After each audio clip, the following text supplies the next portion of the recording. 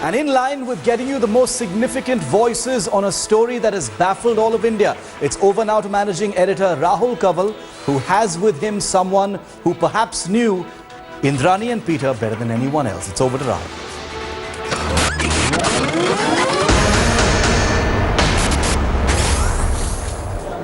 Joining us on the newsroom this evening is one of India's best-known media executives. She's been at the helm of several key media ventures. She saw the meteoric rise and fall of Indrani Mukherjee. Ravina Raj Kohli is joining us on the newsroom. Ma'am, good evening. Welcome. You used to be associated with Indrani Mukherjee when her HR firm used to hire for an enterprise that you were setting up for the Star Network. Can you begin by telling our viewers about how you saw the emergence of Indrani Mukherjee from a girl who grew up in Guwahati to someone who wanted to become one of India's most prominent media tycoons?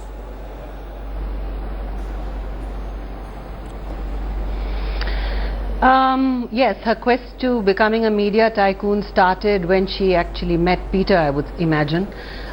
She burst onto the scene in 2002, early in the year, and by October she had married the chief executive of Star India at the time, Peter. So I saw her rise very quickly within about 6 months to being a nobody and a newbie on the horizon into becoming, Peter's wife, and sort of cohorting with all the important people who of significance and consequence.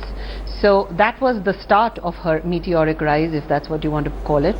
So what were your initial impressions as someone who used to work in an HR firm, who used to head an HR firm which helped hire for Star News, which you were setting up at that time? What were your first impressions of Indrani Mukherjee? My first impressions were, this is an attractive young lady who's a single mother and she wants to make it big.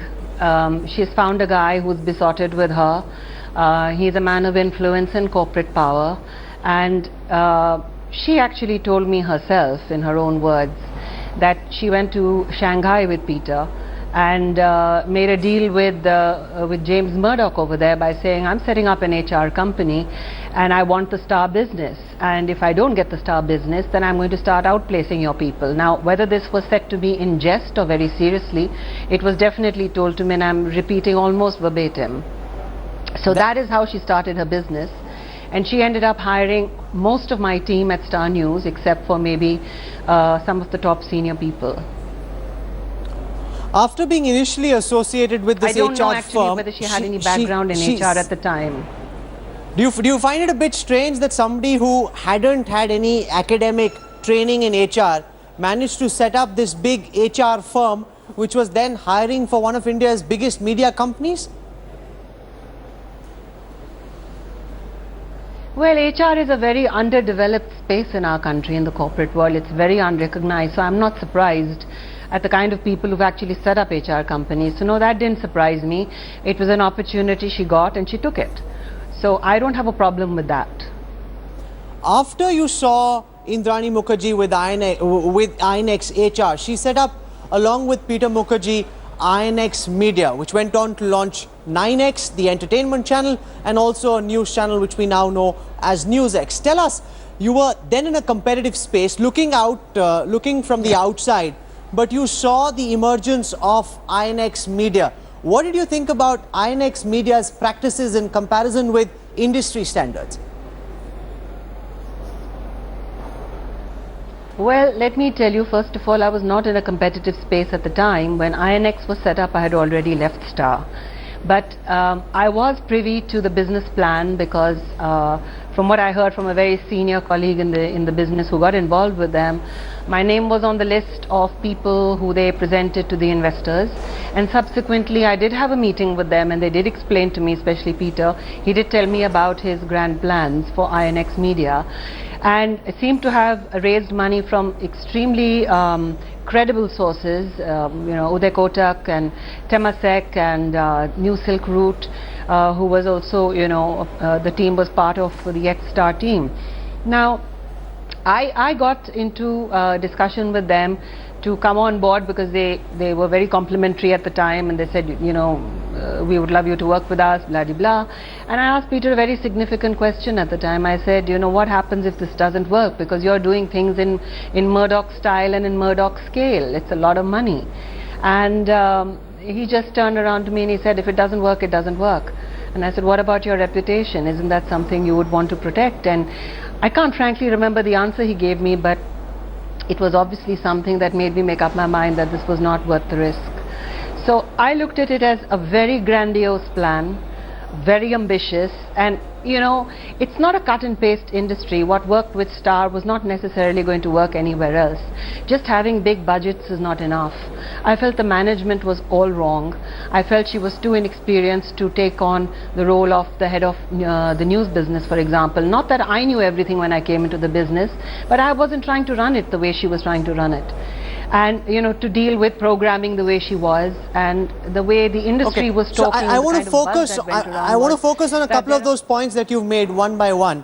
Did you find it strange that somebody with Peter's understanding and acumen of the media business made somebody as inexperienced and raw as Indrani Mukherjee in charge of INX Media, where she was the hands-on person, she was the face of the venture, and she was the one who was fronting it?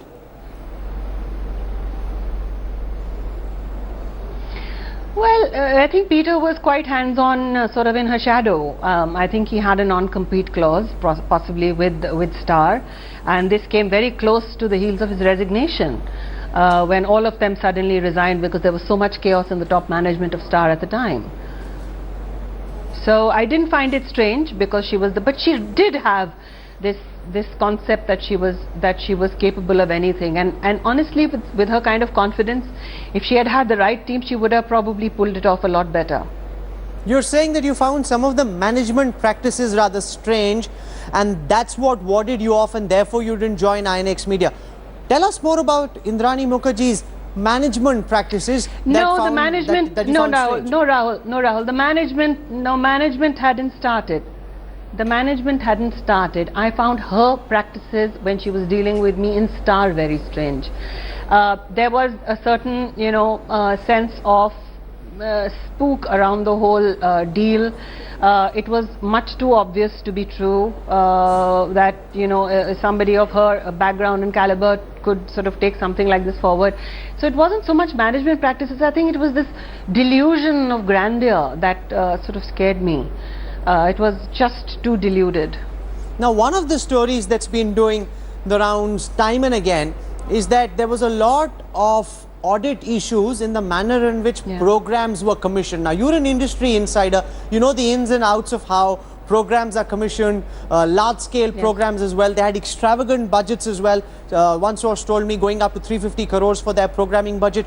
Did you know about these practices? Is that why Temasek had audit issues? Was there a perception that money was not used properly, ma'am? Yes, there was a strong perception that money was not used properly. This is all hearsay, but it was a perception that was very prevalent at the time. I heard a lot of this stuff from the production industry. You must understand, Rahul, the production industry is rampant with corrupt individuals. People get shows based on bribery and all sorts of other practices. It's not necessarily only caliber.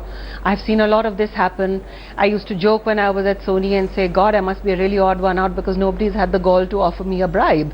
And you know, there are bribable people and there are not bribable people.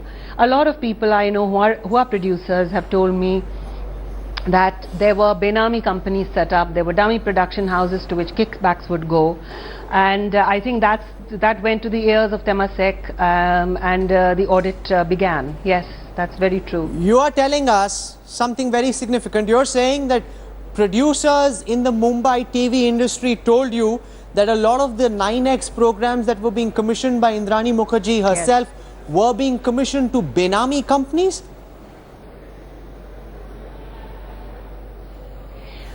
I would say Benami or companies that were owned by them, yeah, whatever the word is, Benami I think is the right word to use here. And there were kickbacks also to other companies through some other sources. Now, I read somewhere recently that, you know, this young poor lady Sheena, this poor girl, was caught up in this wrangle, and a lot of the stuff was routed through companies that possibly were in her name, where she held the power of the pen to sign on the checks. So I'm not sure, but I can only conjecture, and it's wrong to conjecture, so we'll leave it at that. But yes, this is not the only company that had dealings like this. Most of the big channels have had dubious dealings with the producers, so this was not unusual at the time. It's obvious to you because you're an insider, but a lot of viewers may not fully understand how this happens. Can you explain how in the TV industry you're saying that there is a possibility, at least that's what you heard from TV producers in Mumbai, that there were Binami firms that had been set up to which these programs were being commissioned, and even otherwise there were kickbacks involved? Just how does this function? What did you hear? If you could just elaborate on that, please. You over-invoice the episodic cost or the contract, and you create some sort of line expense that goes back into somebody else's pocket. It could go to the boss's pocket, it could go to somebody else in the industry. There's a lot of leakage. I mean, there is a joke in the industry that says, you know, Bombay produces the most expensive cup of tea.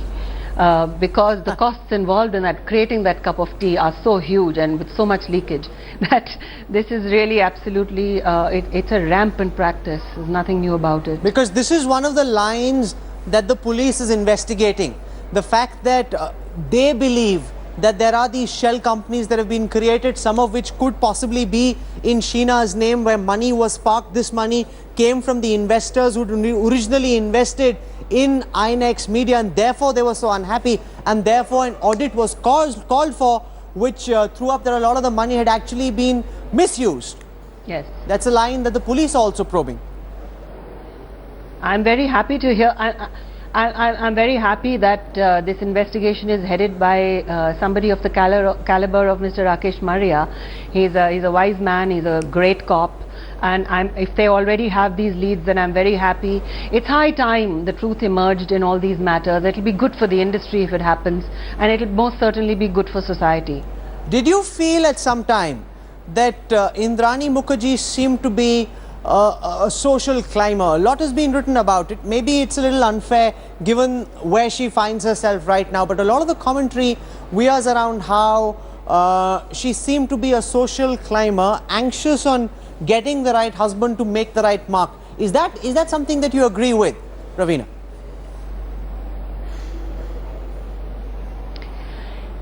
You know, I feel very, very sorry for her. I don't think this is a time to revel in her misery at all, to be honest, however guilty she may be. There are a lot of women who go through this. There are a lot of women who are under pressure to perform and make it rich quick and make it big quick because they don't have confidence in their own abilities.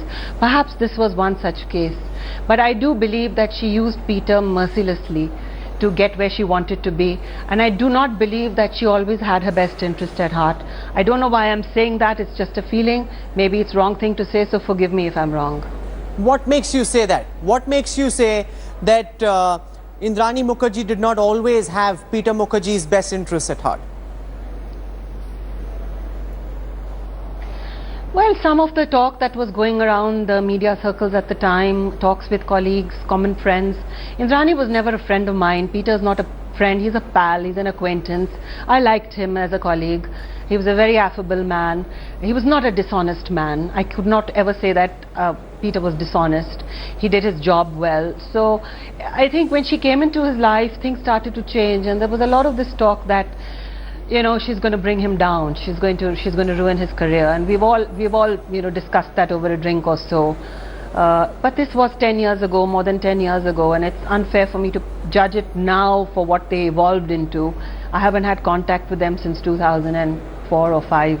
Peter So Mukherjee really gave us an interview yesterday in which he said that he wasn't aware that Sheena Mukherjee, Sheena Bora was Indrani's daughter, and that she was actually introduced as his sister, as her sister, I'm sorry. Did you know of the existence of a Sheena Bora? What did you know about Indrani's personal life? No. Indrani's personal life, as she told me, was the fact that she was pregnant with Vidhi and had to leave the father of this child and have the baby on her own and struggle to raise this child as a single parent. and she came to Bombay because she was setting up this business, or she had a job, or I can't recall exactly, but there was an opportunity that opened up and she came on the back of some other contact, and like I said, burst onto the scene in Peter's life, and hence into our lives, and hence into Star, and burst the bubble that was Star, so to speak, at the time. So no, I had never heard of Sheena until a few days ago when you all started to break these stories, and I can only say how sorry I am that this story is true. Do you believe that Peter Mukherjee was completely unaware of what was going on in Indrani Mukherjee's past life, or was he aware and he just let it be, or was he aware and was he a willing accomplice? What's your sense? My sense is that initially he was not a willing accomplice, and my sense is that he probably didn't know, because he was besotted with her. I mean, there is no two ways about it. And she would have shown up in some occasion and in some circumstance somewhere in the early days, but she was obviously very young then. She must have been just a teenager, Sheena, if you look at her age. I don't believe Peter knew about it. If he did, he hid it very well. But I do believe, and he said so in his own words, that his own son told him about 3 years ago that this is Indrani's daughter and not her sister. So I do believe after that, for him to have conveniently forgotten it is a bit odd. And I'm not happy with that explanation as a member of society, to be honest. Okay, and also, what do you make of the charge that's been leveled against her? It's a very serious charge of murdering her own daughter. What do you make of this charge? Yeah. Well, if it's a charge, it's a charge. If she's murdered her own daughter, there should be a charge, and there should be justice for this girl. And there should be justice for everybody else who's had to put up with her lies. I mean, it's just wrong if her son has had to deal with something he didn't want to. It's wrong that her husband has had to, her stepsons have had to. I don't know where her parents are, I don't know where the rest of the family is, I don't know what their compulsions were to keep quiet all this time. It could have been that she was financially supporting them and it was not in their interest to speak up. But now they are speaking up because, there is nothing to fall back on because it is too late. You're an industry insider, you've spoken with great candor, you've said your piece. And we'd leave it to our viewers to decide what they make of some of the things that Ravina Raj Kohli has just told us. Thank you very much, ma'am, for joining us in the newsroom this evening. That's Ravina Raj Kohli, one of India's best-known media executives. Welcome.